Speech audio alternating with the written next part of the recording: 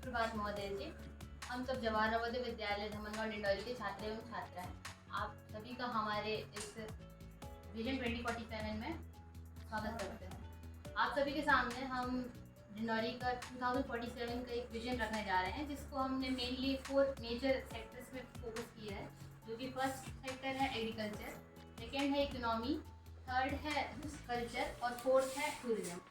हम शुरुआत करते हैं हमारे फर्स्ट सेक्टर से, जिसमें सबसे पहले हमने यहाँ पे माउंटेन शो किए हैं जो हमारे डिंडौरी के जोग्राफिकल कंडीशंस को डिस्क्राइब करते हैं, जो कि हमारे डिंडौरी को एक वाटरशेड एरिया भी बनाते हैं इसी कारण से। और जैसा कि हमने यहाँ पे एक शीट ऐड की है, जो कि है हमारे करंट क्रॉप प्रोडक्शन में, जो कि है राइस, व्हीट, रमतिला, अलसी, और यहाँ पे है एक करंट वाटर इरिगेशनल मेथड की। अब जैसे कि हम जानते हैं हमारे यहाँ एक वाटर थ्रस्टी एरिया है, उसके बावजूद भी हमारे यहाँ राइस और व्हीट का प्रोडक्शन अत्यधिक हो रहा है, क्योंकि यहाँ पर रिक्वायरमेंट ज़्यादा है और डिमांड इसी चीज़ की ज़्यादा हो रही है। और इंस्टीड हम चाहते हैं हमारा मेन फोकस हो मिलेट्स के ऊपर, जिसे हम मोटा दाना भी कहते हैं, क्योंकि जैसा कि हम जानते हैं ड्यू टू वेस्टर्न डिस्टर्बेंस, जिसे हम एल नीनो भी कहते हैं, जिसके कारण हमारे इस पूरे एशियन क्षेत्र में जो वाटर स्कैरिसिटी आने वाली है, जो कि 1.5 साल तक हम सफ़र करेंगे। इसके लिए जो मोस्ट अप्रोप्रिएट क्रॉप्स हैं वो हमारे अलसी, राम तिल, कुटकी, कोदो, चिरौंजी, महुआ, ये, और यहाँ पे कोदर का सीड है वो भी, क्योंकि हमारे जो मिलेट्स हैं वो इंटरनेशनल मार्केट में बहुत ज़्यादा डिमांड में है, बट जस्ट बिकॉज हमारे फार्मर्स यहाँ का एक्सपोर्ट करने में कैपेबल नहीं है, इसके कारण हमें एक प्राइस नहीं मिल पा रहा है उस चीज़ का, और लोगों ने डिमांड करनी भी छोड़ दी थी बीच में। बट अभी करेंटली जब डिस्कवर करें कि हाँ, हमारा जो मिलेट न्यूट्रिशन है वो एज़ कम्पेयर टू राइस और व्हीट से ज़्यादा है, हम चाहते हैं कि हमारा मेन फोकस यहाँ ही हो। और जैसे कि यहाँ ऊपर वाली स्लाइड में हमने देखा है प्रो फार्मिंग टेक्निक्स, जो कि एक्वाफोनिक, एरोफोनिक, हाइड्रोफोनिक और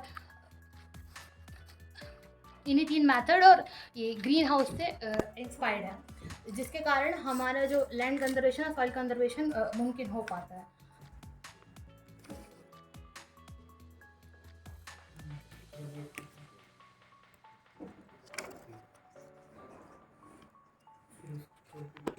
जो ये मिलेट मार्केट है वो इतना ग्रो कर जाए कि आगे चल के हमारे इकोनॉमिक सेक्टर के जो एम्प्लॉयमेंट में है बहुत ज़्यादा सहयोगी रहेगा।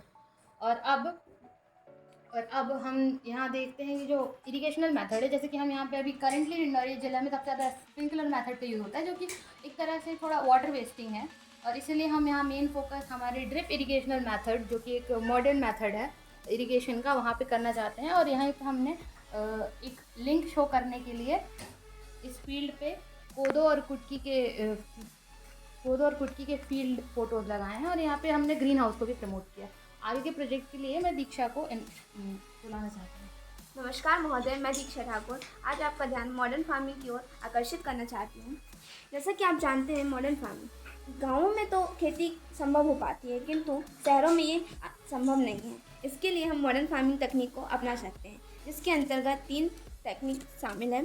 फर्स्ट है हाइड्रोफोनिक, जिसमें हम पानी का उपयोग करके खेती को अनुकूल बनाते हैं। सेकेंड है एक्वाफोनिक, जिसमें पानी के साथ साथ उसमें पोषक तत्व भी डाले जाते हैं, जो खेती के उत्पादन को बढ़ावा देते हैं। थर्ड है हमारा एरोफोनिक, जिसमें कम जगह के होते हुए भी इसमें बड़े बड़े बॉक्सों में खेती की जाती है। इनमें पोषक तत्व डाले जाते हैं जो पौधों को नमी पहुंचाते हैं, जिसके साथ साथ ये उत्पादन में बढ़ोतरी करता है। अब हम बात करते हैं मेगा फूड पार्क की। यहाँ पर प्रोसेस्ड फूड बनाया जाता है, जैसे कोदो, कुटकी, मिलेट्स, इन सब से बने फूडों को यहाँ सप्लाई किया जाता है एरिया में। जैसे हो गया चार, कोदो से बनी चीज़ें, महुआ ऑयल, राम तेल, महुआ केक, इन सब से बनी चीज़ों को हम पूरे एरिया में सप्लाई कर सकते हैं। इससे कृषि क्षेत्र से उत्पादित वस्तुएं बाज़ार, इन सबकी सुविधाएं उपलब्ध होती हैं, और बाज़ार से जो कृषि क्षेत्र को बढ़ावा मिलता है, और इनमें रोजगार भी शामिल होते हैं। अब मैं आगे के प्रोजेक्ट के लिए लवली को आग्रह करती हूँ। महोदय, मैं रवि ठाकुर आगे के प्रोजेक्ट का निर्देशन करने के लिए उपस्थित हूँ। आगे हम नर्मदा नदी के बारे में बात करेंगे। नर्मदा नदी हमारे लिए जीवनदायिनी नदी है। नर्मदा नदी के ऊपर फिलहाल में हम देखते हैं तो जो फ्लाईओवर बना हुआ है वो 1 लेन है। 1 लेन फ्लाईओवर पे हमारा आना जाना तो आसान है, लेकिन फिर भी अगर इन फ्यूचर हम 4 लेन की सुविधा उपलब्ध कराते हैं तो 4 लेन की सुविधा से क्या होगा कि जो ट्रांसपोर्टेशन का जो सिस्टम है और हमारा आवागमन की जो सुविधाएं हैं वो हम लोग के लिए और आसान हो जाएंगी। तो नेक्स्ट हम बात करते हैं B&B स्टे हाउस की। B&B स्टे हाउस हम लोग अगर नर्मदा नदी के आसपास लगवाते हैं तो इससे क्या होगा कि जो नर्मदा नदी के आसपास जो लोग घूमने आते हैं दूर दराज इलाकों से, या फिर जो लोग नर्मदा नदी की परिक्रमा करने के लिए नर्मदा परिक्रमावासी जो लोग होते हैं उन लोगों के लिए खाने पीने और रहने की बहुत अच्छी सुविधा उपलब्ध करा सकते हैं, और साथ ही हमारे अर्निंग का एक बहुत अच्छा सोर्स भी होगा। इसी के साथ हमारा एग्रीकल्चर का सेक्टर कंप्लीट होता है। देन इकोनॉमिक सेक्टर के लिए मैं यस पाऊंगी। नमस्कार महोदय, ये है हमारा 2047 का डिंडोरी जिला। हमारे इस प्रोजेक्ट का मुख्य उद्देश्य ये है कि हमें डिंडोरी ज़िले का डेवलपमेंट तो करना है, लेकिन बिना पेड़ पौधे काटे, बिना प्रकृति के साथ छेड़छाड़ किए। तो सबसे पहली शुरुआत उस चीज़ से करते हैं जिसकी आज हमें सबसे ज़्यादा ज़रूरत है, तो वो है ट्रेन। चाहे किसी बड़ी चीज़ का एक्सपोर्ट या इंपोर्ट करना हो, या फिर लोगों को लंबा सफ़र करना हो, तो ये सब बिना ट्रेन के संभव नहीं। इसलिए हमने ये सोचा है कि हम अपने डिंडोरी ज़िले में एक मेट्रो वायरडक्ट स्ट्रक्चर खुलाएँ। मेट्रो वायरडक्ट स्ट्रक्चर फ्लाईओवर की तरह दिखता है। इससे सबसे बड़ा फ़ायदा ये होगा कि ऊपर ट्रेन चलेगी और उसी के पैरेलल हमारी 6 लेन रोड होगी। जैसा कि हमने बड़े शहरों जैसे जयपुर, दिल्ली में देखा है कि वहाँ ये स्ट्रक्चर अपनाया जा चुका है और बहुत ही अच्छे से काम कर रहा है। अब हम चलते हैं दूसरी सबसे ज़रूरी चीज़, इलेक्ट्रिसिटी। जैसा कि हम सब जानते हैं, आजकल इलेक्ट्रिसिटी सोलर पैनल के थ्रू जनरेट की जा रही है, क्योंकि इसे इस्तेमाल करना बहुत ही आसान है और इसमें किसी भी प्रकार का नॉन रिन्यूएबल रिसोर्स यूज़ नहीं होता। लेकिन इसमें सबसे बड़ी समस्या ये है कि बरसात के मौसम में यह सफलतापूर्वक कार्य नहीं करता। इसलिए हमने ये सोचा है कि हम अपने डिंडोरी ज़िले के 7 ब्लॉक में भारत का या विश्व का सबसे पहला solar thermal power plant install करें, जिसे हम parabolic reflector with fixed focus के नाम से भी जानते हैं। इसका सबसे बड़ी खास बात यह है कि इसकी मदद से हम बड़े स्तर पर बिजली एवं खाना बना सकते हैं। अब आगे के प्रोजेक्ट के लिए मैं राम को बुलाना चाहूँगा।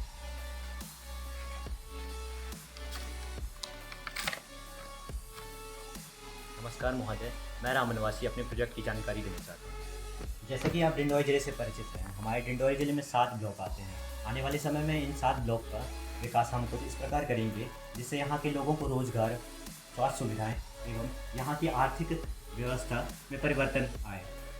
तो सबसे पहले स्वास्थ्य एवं शिक्षा को ध्यान में रखते हुए डिंडोरी ज़िला में हम medical colleges, art and culture schools, hospitals आदि का निर्माण करेंगे, जिससे यहाँ लोगों को अच्छी स्वास्थ्य सुविधाएं प्राप्त हों। वर्तमान समय में देख सकते हैं कि यहाँ मेडिकल कॉलेज एक भी नहीं है। यहाँ के विद्यार्थियों को मेडिकल की शिक्षा के लिए बाहर जाना पड़ता है, इसीलिए डिंडोरी में मेडिकल कॉलेज की निर्माण की अत्यंत आवश्यकता है।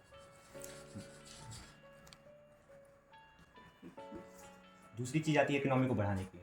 यहाँ के लोगों को रोज़गार की प्राप्ति एवं उनकी आवश्यकताओं की पूर्ति के लिए स्मॉल स्केल इंडस्ट्री का निर्माण किया जा सकता है, जैसे महुआ ऑयल फैक्ट्री। हमारे क्षेत्र में महुआ के बहुत सारे पेड़ पाए जाते हैं। महुआ के पेड़ से तरह तरह के प्रोडक्ट्स बनाए जाते हैं, जैसे कि आप देख सकते हैं ऑयल मेकिंग प्रोसेस के बारे में बताया गया है। यहाँ इनके प्रोडक्ट्स के बारे में बताया गया है, क्या क्या बनाए जाते हैं। महुआ ऑयल, सोप और बटर, ऑयल्स वगैरह बनाए जाते हैं। दूसरी चीज़ आती है मिल्क फैक्ट्री, मिल्क प्रोडक्शन। हमारे क्षेत्र में बहुत से लोग पशुपालन करते हैं। इन पशुपालन के द्वारा मिल्क प्राप्त किया जा सकता है और मिल्क प्रोडक्शन किया जा सकता है। तीसरी चीज़ आती है सोप फैक्ट्री। सोप फैक्ट्री से तरह तरह के साबुन, तरह तरह के नेचुरल तरीके से साबुन बना सकते हैं। चौथी आती है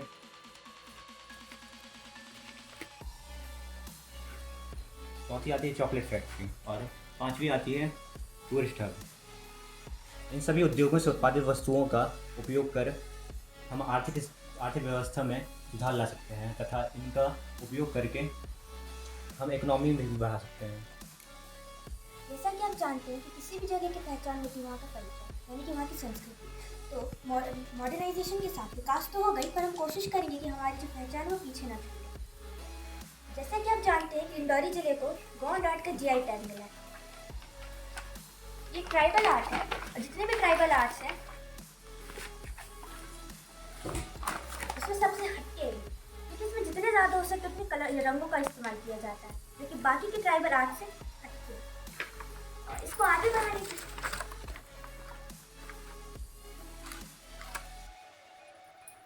बढ़ाने के लिए इसका इस्तेमाल अब कपड़े और फर्नीचर्स में भी किया जा रहा है। जैसे कि आप देख सकते हैं कपड़े, फर्नीचर, प्लेट्स में इसकी डिमांड भी बहुत ज़्यादा है। और अगर हम देखें कि कला के क्षेत्र में भी ट्राइबल आर्ट की डिमांड सबसे ज़्यादा है।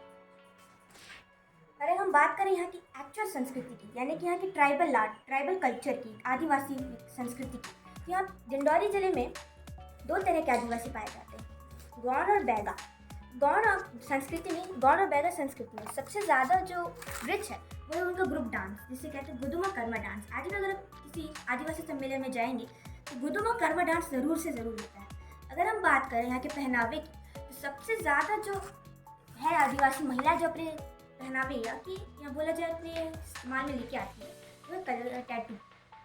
इस टैटू की खास बात यह है कि एक तो टैटू सुइयों से बनाया जाता है आदिवासियों का, नेचुरल स्टाइल से, और यहाँ का पैटर्न सबसे हटके, जो बाकी अदर टैटू स्टाइल सबसे हटके है। फिर बात करते हैं ज्वेलरीज की। ये गौंड ट्राइब की ज्वेलरी है और ये बैगास की ज्वेलरी, इसे सुतली कहते हैं। ये आप आज भी लोग, महिलाएं इसका इस्तेमाल करती हैं, हालांकि सारे इस्तेमाल में लिए जाते हैं, लेकिन ये जो अभी तक छोड़ा नहीं गया है, ये आपको बहुत रेयर ही मिलेगा। और सबसे रेयर भी तो ये है, शादी में महिलाएं इसे अपने सर पे लगाती हैं। और अब ऐसी चीज़ जिसके लिए सारे आदिवासी पूरे विश्व में विख्यात है, वो है आयुर्वेदिक ट्रीटमेंट। इसमें सबसे रेयर जड़ी बूटी जिसे कहते हैं काला हल्दी, वो हमारे ज़िले में मिलता है। आयुर्वेदिक ट्रीटमेंट की खास बात ये होती है कि मॉडर्न मेडिसिन के मुकाबले समय कम लेते हैं, लेकिन काफ़ी इफेक्टिव होते हैं, उनसे ज़्यादा इफेक्टिव होते हैं। मतलब ये बीमारियों को जड़ से ख़त्म कर देते हैं। और अगर हम बात करें सबसे ज़्यादा प्राइजलेस चीज़ की, वो है महुआ। वो बात अलग है कि अपने गलत इस्तेमाल की वजह से पूरे विश्व में बदनाम है, लेकिन अगर हम कोशिश करें कि इसका इस्तेमाल सही तरीके से, क्योंकि एक तो महुआ सबसे ज़्यादा समय के लिए स्टोर करके किया जा सकता है। इवन सड़ने के बाद भी ये काम होता है। सड़ने के बाद अब इसे ज़मीन को, यानी कि ज़मीन की मिट्टी को काफ़ी उपजाऊ बनाता है। प्लस महुआ का फूल एपिलेप्सी और इंसोमिया जैसी बीमारी के लिए काफ़ी ज़्यादा इफेक्टिव है। हमारे टूरिज्म में एक और चीज़ आती है, यहाँ का लोकल फूड, कोदो, उड़द की दाल के बड़े, और ये आयुर्वेदिक में मेडिसिनल बाथ सबसे ज़रूरी। जैसे ये करौंदा फ्रूट के बारे में आपने सुना होगा, कैंसर की दवाई लगती है, इसका अचार।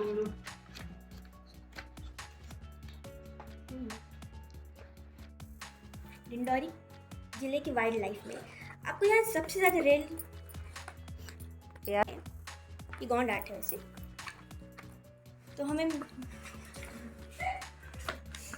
हिरन जो आपको कारो पानी में देखने मिल जाएंगे, काला हिरन, बारहसिंगा, और सबसे ज़रूरी ये लोमड़ी। मैम लोमड़ी आपको रास्ते चलते मिल जाएंगे अगर आप देखें तो, हालांकि आप लोमड़ी और बिल्ली में कंफ्यूज हो सकते हैं। नेक्स्ट आता है ये ब्लैक ड्रैगन और पीकॉक। नमस्कार महोदय, मैं अब आगे आपको डिंडोरी के पर्यटन स्थलों के बारे में बताना चाहूँगी।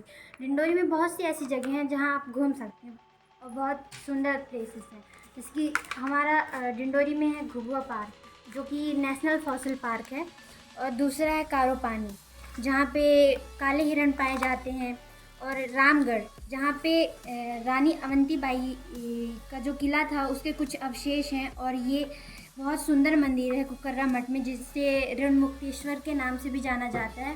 और बहुत से ऐसे छोटे छोटे वाटरफॉल हैं जो बहुत सुंदर हैं, घूमने लायक जगह हैं। और जैसे कि हम इसमें आगे चल के बहुत विकास कर सकते हैं कि जो पर्यटन आते हैं बाहर से लोग, उनको हम यहाँ पे छोटे छोटे स्टॉल में फूड डिज़र्व करा सकते हैं।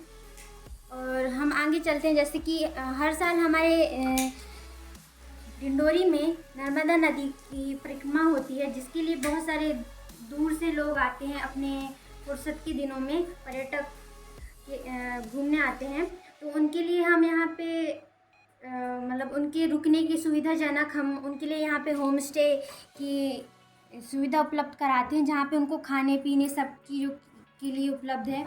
और उसके बाद जैसे कि उनके मनोरंजन के लिए यहाँ पे मतलब बहुत सुंदर जगह है, बहुत नेचुरल पहाड़ ये सब नदी हैं, तो हम यहाँ पे उनके लिए हाइकिंग, साइकिलिंग और जैसे कि कैंपिंग हो गया तो वो यहाँ पे कर सकते हैं। और फिर हम जो नर्मदा नदी है वहाँ पे वो कैनोइंग भी कर सकते हैं, नाव की सवारी।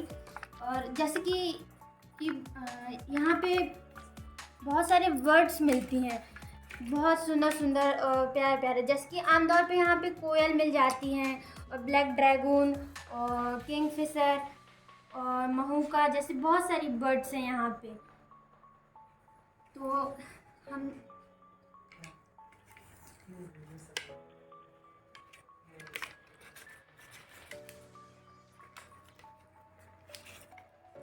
तो इसके लिए लोग जो पर्यटन आते हैं वो ये बर्ड वॉचिंग के लिए यहाँ पे एक मतलब बहुत अच्छी जगह है, तो वो यहाँ पे घूम सकते हैं। और अंत में मैं कादम्बरी को बुलाना चाहूँगी। अंत में हम ये कहना चाहते हैं कि आपको एक आने वाली डिंडोरी का दृश्य दिखाना हमारा उद्देश्य था। इसके आगे काम करना हम सबके ऊपर निर्भर करता है। हम चाहते हैं कि इसी छोटे छोटे कदमों से हम आने वाली डिंडोरी का विकास कर सकें, और हो सकता है इससे भी कई गुना बेहतर हमारी आने वाली डिंडोरी